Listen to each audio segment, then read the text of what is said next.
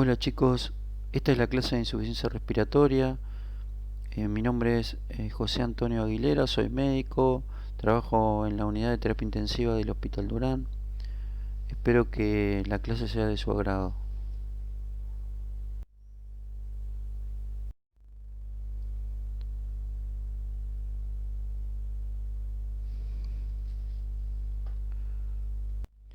Se denomina insuficiencia respiratoria a la presencia de hipoxemia arterial, o sea, una presión arterial de oxígeno menor a 60 milímetros de mercurio, o lo que es equivalente una saturación por oximetría de pulso menor a 90%, acompañado o no de hipercapnia. Esta situación, respirando aire ambiental, o sea, con un afío al 0,21 y a nivel del mar.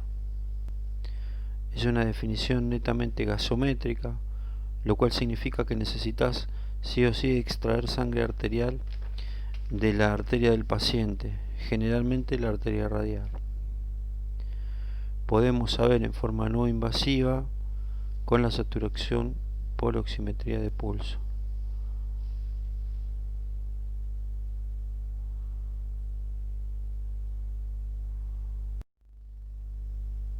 Con el oxímetro de pulso se puede considerar que valores de saturación de oxígeno de 90 a 95% equivalen a una presión arterial de oxígeno entre 60 a 80 milímetros de mercurio, lo cual evidencia hipoxemia. Si es de 90%, la saturametría de pulso equivale a una presión arterial de oxígeno de 60 milímetros de mercurio, lo cual ya evidenciaría insuficiencia respiratoria. De esta manera, a través de la saturametría de pulso, podemos monitorizar en forma no invasiva e indirecta la presión arterial de oxígeno, pero no podremos saber la presión arterial de CO2. Si además el paciente está en shock, con mala perfusión periférica y frialdad cutánea, el saturómetro no registrará.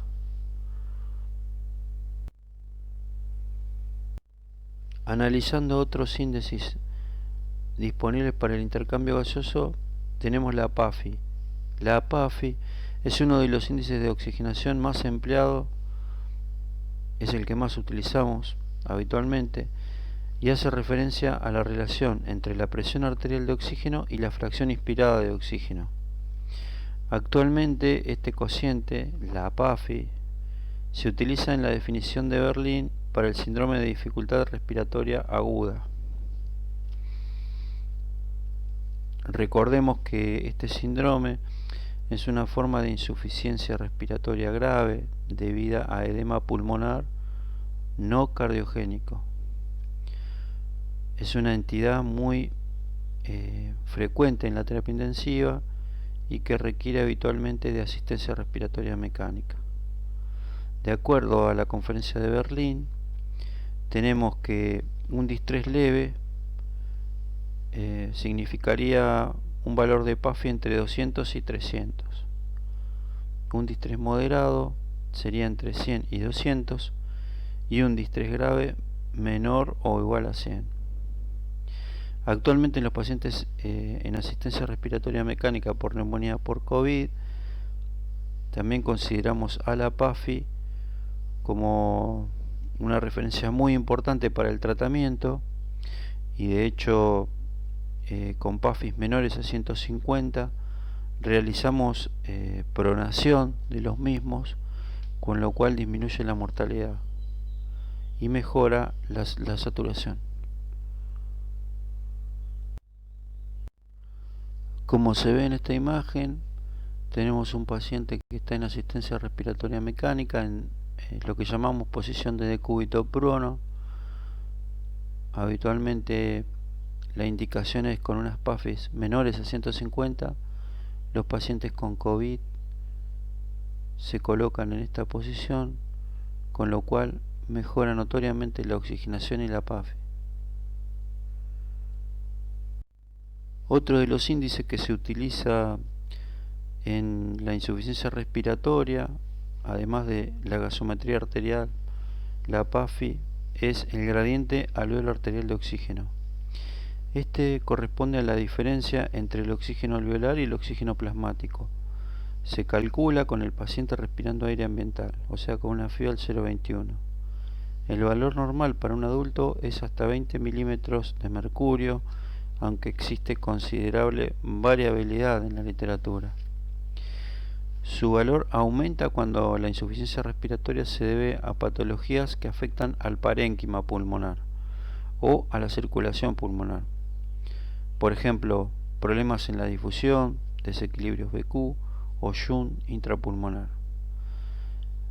Si hay un incremento del gradiente alveolar arterial mayor de 20, indica que la insuficiencia respiratoria es causada por lesión del parénquima pulmonar. En cambio, si tenemos una insuficiencia respiratoria extrapulmonar hipercápnica tipo 2, el gradiente debería ser normal. El gradiente alveolar arterial de oxígeno es un excelente indicador de la eficacia del parénquima pulmonar en el intercambio gaseoso.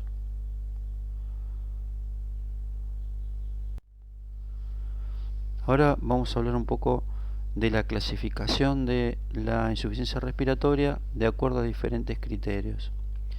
Por ejemplo, en este primer caso, la primera clasificación que vamos a hacer es de acuerdo al criterio clínico evolutivo y lo vamos a dividir en insuficiencia respiratoria aguda, que es la que se instaura rápidamente sin haber producido mecanismos de compensación; la insuficiencia respiratoria crónica, que se instaura en días o en mayor cantidad de tiempo que la aguda.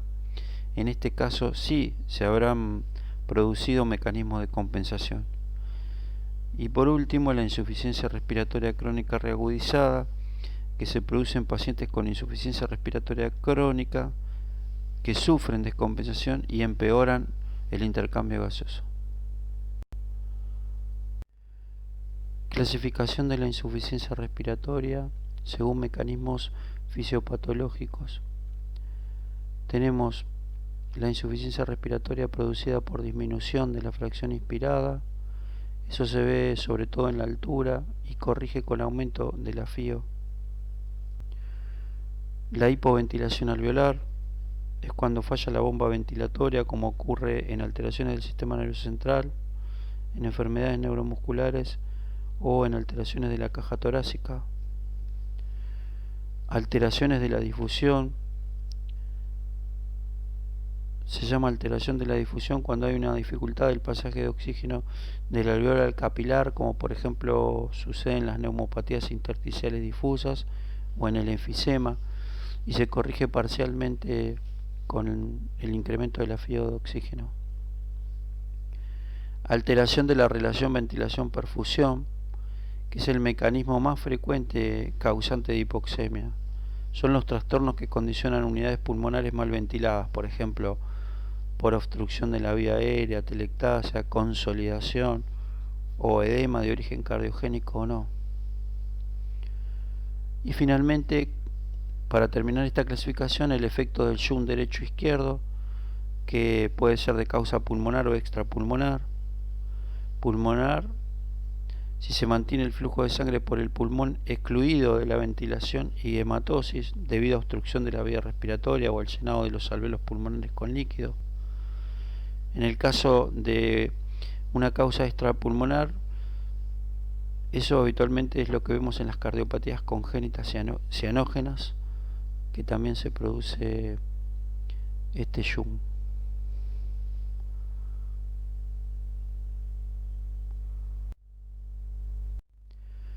Por último, la clasificación de acuerdo a la gasometría arterial, que la divide a la insuficiencia respiratoria en 4 subtipos.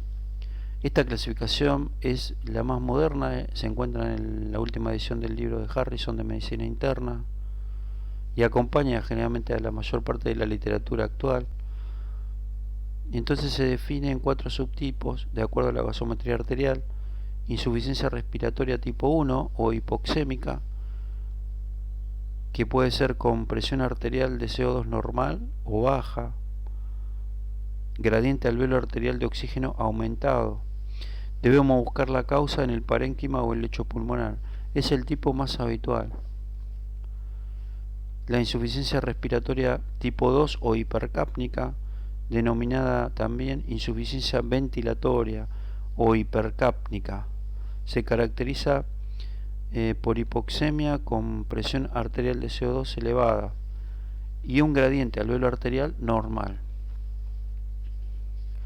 Tenemos la insuficiencia respiratoria tipo 3 o perioperatoria, que es la que habitualmente se ve por disminución de la capacidad vital, por ejemplo, limitación de la expansión torácica, por obesidad, por dolor posoperatorio o por hilio posoperatorio, y como bien lo dice su definición, es la que se ve habitualmente en los pacientes posoperatorios. Y la insuficiencia tipo 4 por shock o hipoperfusión, en la cual hay disminución de la entrega de oxígeno a los músculos respiratorios.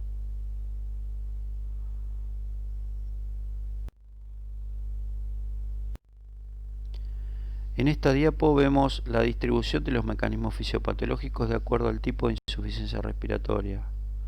Por ejemplo, en la insuficiencia respiratoria tipo 1 de tipo hipercápnica, las causas son los desequilibrios BQ, las alteraciones de la difusión y la disminución de la FI de oxígeno. En la insuficiencia respiratoria tipo 2, tipo hipercápnica, se ve disminución de la ventilación alveolar y aumento del espacio muerto.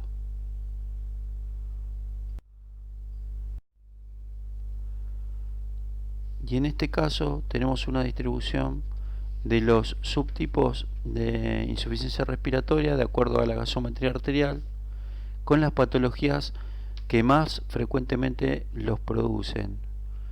Entonces tenemos, en el caso del tipo 1 o hipoxémica, habitualmente se produce por la neumonía, por el edema pulmonar o por las atelectasias. El tipo 2, hipercápnica, se produce habitualmente por el EPOC, las exacerbaciones del EPOC o el asma. Y el tipo 4, que se ve en pacientes en estado de shock en terapia intensiva, se ve en el shock séptico o el shock cardiogénico, que son entidades muy frecuentes en terapia intensiva.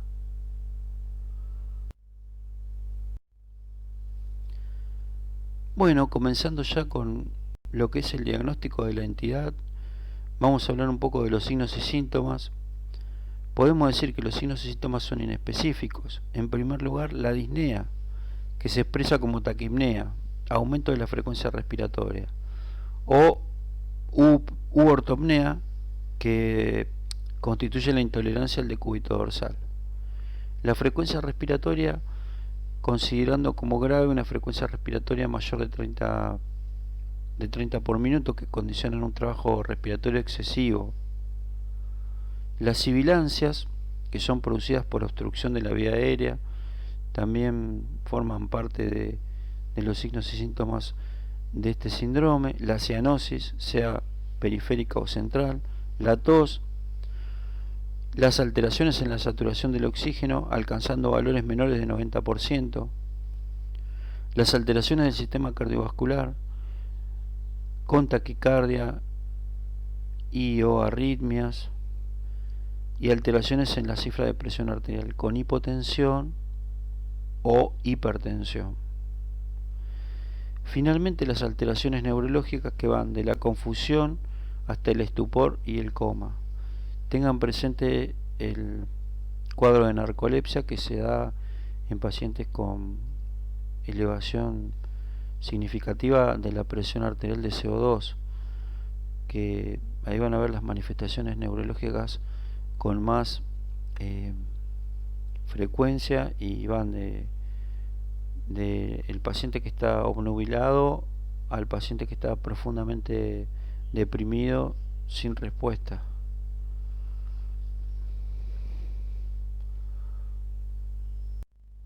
El examen físico de esta entidad, bueno, en el examen físico hay que buscar signos que pueden comprometer gravemente la vida del paciente. Eso en primer lugar.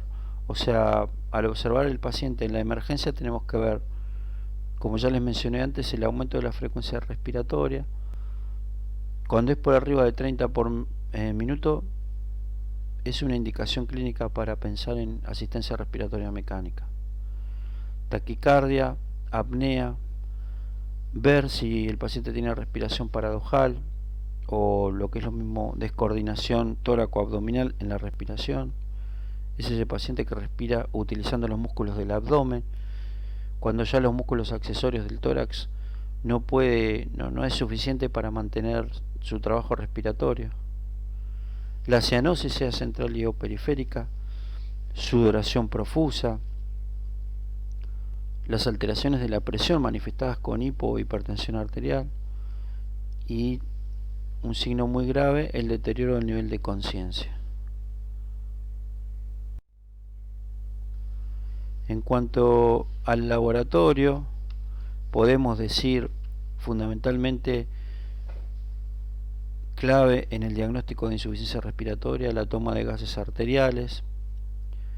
Recordemos que cuando tenemos los gases, al observar la presión arterial de oxígeno, consideramos hipoxemia cuando la presión está entre 60 y 80 milímetros de mercurio, y menos de 60 milímetros de mercurio consideramos insuficiencia respiratoria.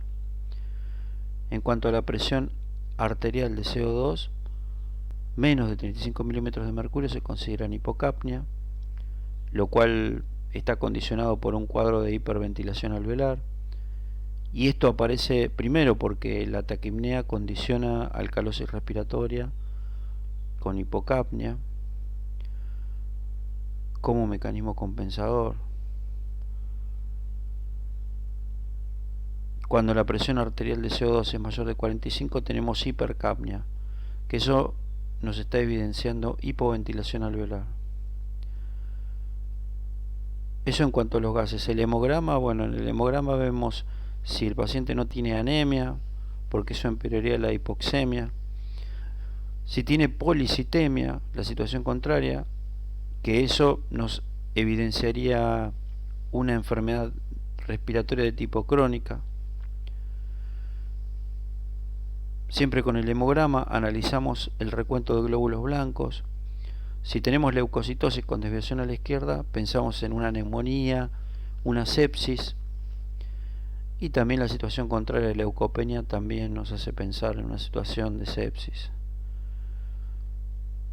La función renal con la creatinina y la urea, debemos evidenciar si el paciente no tiene uremia con aumento de la creatinina, que eso evidencia una falla renal, que si hay retención de líquidos puede producir un edema agudo de pulmón e insuficiencia respiratoria. El hepatograma con los valores de bilirrubina y transaminasas para evidenciar si hay falla hepática, que es lo que suele acompañar a la sepsis, agravando aún más la situación del paciente.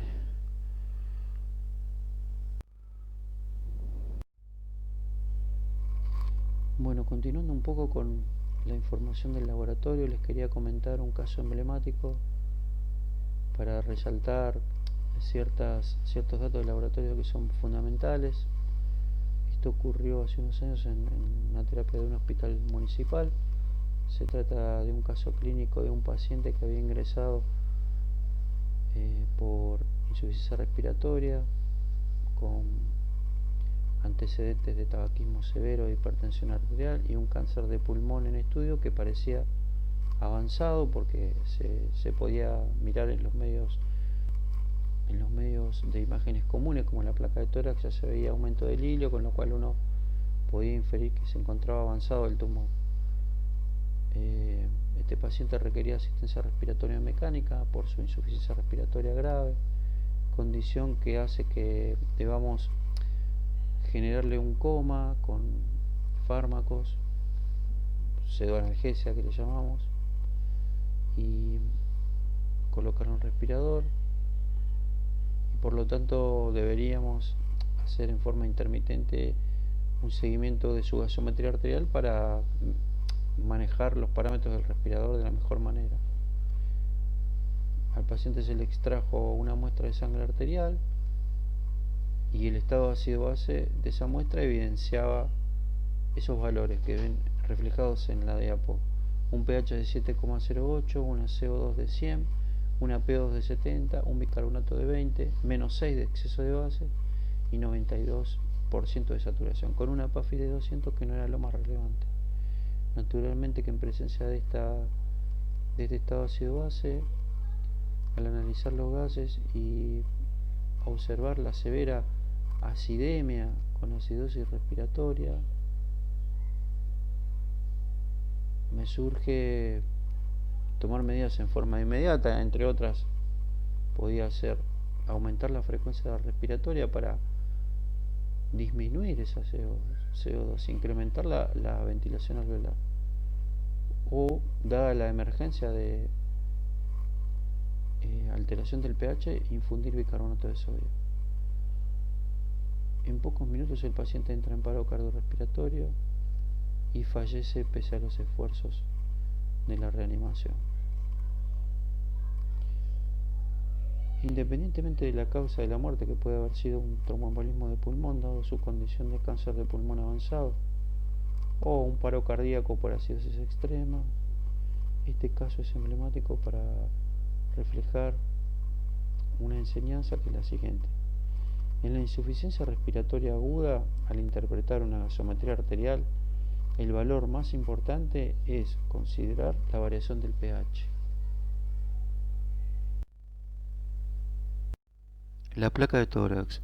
La placa de tórax identifica patologías de la pared, de la pleura y del parénquima pulmonar, y distingue dentro de lo que es pulmonar los desórdenes como trastornos de BQ, por ejemplo la hiperclaridad pulmonar, que puede ser un neumotórax, trastornos de Jun intrapulmonares, por ejemplo una opacidad como una neumonía. Generalmente la placa hace el diagnóstico. Les voy a comentar otro caso que tuve oportunidad de atender una noche en una guardia externa de un hospital municipal. Se presenta una paciente mujer de 20 años aproximadamente que consultaba por disnea. La verdad que en ese momento, al hacer el examen físico, no se evidenciaba causa notoria de disnea. Lo único que tenía era una disminución del murmullo vesicular en forma global, por lo que finalmente le pido una placa de tórax. Bueno, la placa de tórax mostraba una imagen similar a la que están viendo en la diapo. Infiltrados alveolos intersticiales bilaterales diseminados en ambos campos pulmonares, lo cual me hizo pensar hasta en un síndrome de dificultad respiratoria aguda, que de hecho fue el diagnóstico. Aparentemente la paciente se había hecho un aborto clandestino hacía varios días ya, y eso causó un cuadro de sepsis ginecológica que condicionó la aparición de un distrés respiratorio. La chica finalmente terminó operada en ginecología y después evolucionó en terapia intensiva con respirador.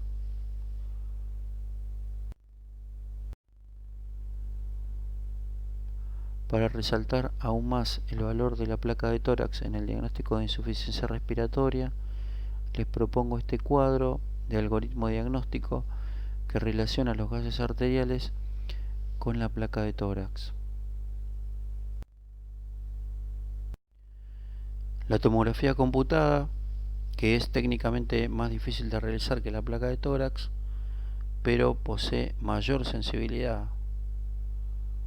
Recordemos que la tomografía computada de alta resolución, que significa que técnicamente se pueden hacer cortes mucho más finos, con contraste, es prácticamente diagnóstico de tromboembolismo de pulmón. En esta imagen en particular vemos opacidades parailiares centrales y periféricas que dejan ver los vasos en su interior, a diferencia de una imagen consolidativa que no se podría ver los vasos en su interior. A estas imágenes se les denominan en vidrio esmerilado o en vidrio deslustrado, opacidades en vidrio esmerilado o en vidrio deslustrado, que es muy típico de COVID, la neumonía por COVID-19. Y no es más ni menos que la evidencia de líquido.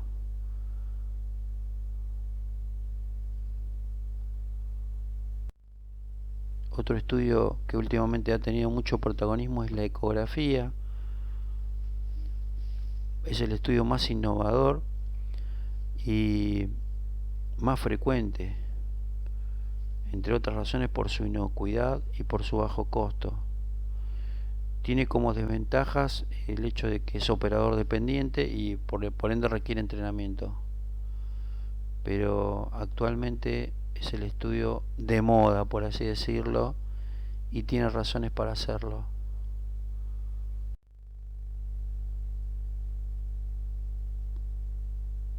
La ecografía como método eh, de diagnóstico en las patologías respiratorias tuvo su gran desarrollo con Daniel Lichtenstein, que es, perdón, un médico francés que, digamos, le dio cierto valor a la ecografía, porque hasta ese momento la ecografía hecha sobre el aparato respiratorio se consideraba que no tenía ningún sentido, porque las imágenes que se veían eran todas producto de artefactos que no tenían valor de tipo diagnóstico. Bueno, este señor, con su humilde ecógrafo en una terapia intensiva de un hospital francés, comenzó a observar estos artefactos que se veían en el tórax, logró sistematizarlos y bueno, finalmente pudo probar que realmente tienen valor diagnóstico. De hecho, existe el protocolo Blue, que lo que hace es, a través de la realización de la ecografía torácica respiratoria, es poder recopilar información que te permite diagnosticar el tipo de insuficiencia respiratoria que posee el paciente. Él es el protagonista del gran desarrollo que tiene la ecografía respiratoria a nivel mundial, y particularmente en esta pandemia de COVID, que le ha dado un lugar aún más prevalente.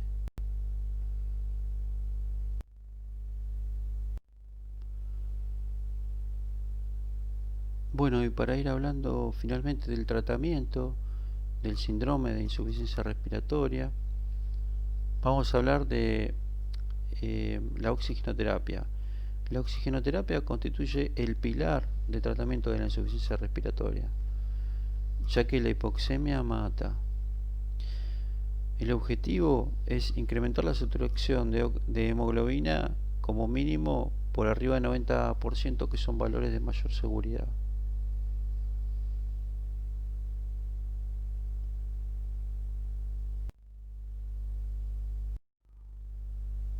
Acá observamos los dispositivos que más comúnmente se usan para suministrar oxigenoterapia. Tenemos las cánulas o gafas nasales, que generalmente se utilizan en los pacientes que requieren poco flujo de oxígeno y son muy acordes para ese tipo de pacientes, porque supuestamente podrían alimentarse. Ya cuando el requerimiento es más alto, eh, podemos usar mascarillas tipo Venturi o mascarillas con reservorio. Considerar que en pacientes EPOC eh, una presión arterial de oxígeno aceptable es de 60 a 65 milímetros de mercurio, lo que daría una saturación de oxígeno de 90 a 92%. Con eso será suficiente para corregir la hipoxemia con bajo riesgo de toxicidad o aumento de la PCO2 por eh, tratarse de pacientes con enfermedad respiratoria crónica. Este concepto que les acabo de decir es muy importante. Hay que mantener al paciente EPOC o con reagudizaciones de la EPOC con el menor flujo de oxígeno posible, para no para evitar el aumento de la PCO2.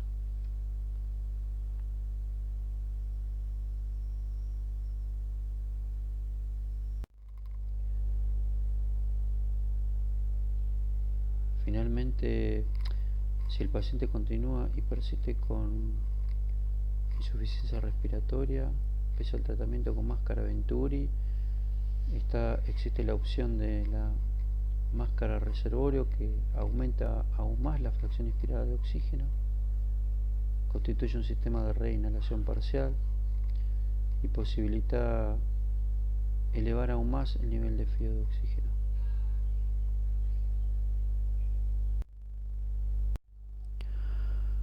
Finalmente, los pacientes que aún persisten hipoxémicos, con mucho trabajo respiratorio, en tratamiento con una máscara reservorio, seguramente si continúa esa situación prolongándose en el tiempo, va a haber un momento que se van a agotar. Eso se va a reflejar en el estado ácido base con aumento del ácido láctico y una gran acidemia que seguramente los va a llevar a la muerte, por lo que en esos pacientes en particular hay que considerar la intubación endotraqueal y la asistencia con respirador con presión positiva. Las indicaciones, entre otras, son las que están numeradas en la diapo. Particularmente se puede decir que la primera indicación de asistencia respiratoria mecánica es pensar en la asistencia respiratoria mecánica, parafraseando un libro de cuidados críticos que posee esa frase que tiene mucho valor. Si el paciente ven que ya se va a agotar, hay que hacer la consulta con el especialista, con el intensivista, o tomar la medida de intubación orotraqueal. Digamos que la asistencia respiratoria mecánica se utiliza con una vía aérea artificial, que es el tubo orotraqueal, en la mayoría de los pacientes, y significa un puente para continuar atendiendo al paciente hasta resolver la patología y resolver su insuficiencia respiratoria. Existe una modalidad que también se aplica con el respirador, que es la asistencia respiratoria mecánica no invasiva. Se realiza a través de una máscara especial que suministra CPAP. Es en una modalidad, que se denomina CPAP y que consiste en insuflar presión positiva en la cara del paciente, situación que se asemeja a ir viajando en un auto a alta velocidad y sacar sacar la cabeza por la ventanilla y bueno, con el aire que golpea en la cara se genera esa presión. Lo mismo en la vía aérea. Ese sistema beneficia a algunas subpoblaciones, tales como los pacientes oncohematológicos, pacientes con leucemia, que se presenta rápidamente la neumonía asociada al respirador con el tubo orotraqueal. A veces se ensaya hacer un poquito de ventilación no invasiva con la mascarita de CPAP. Si no, otra subpoblación puede ser la de los EPOC reagudizados. Para disminuir la autopip también se puede utilizar el respirador en forma no invasiva con la mascarita de CPAP. En las demás poblaciones será necesario sedar al paciente, intubarlo y proceder a utilizar el respirador mecánico hasta resolver la enfermedad que lo llevó a la insuficiencia respiratoria.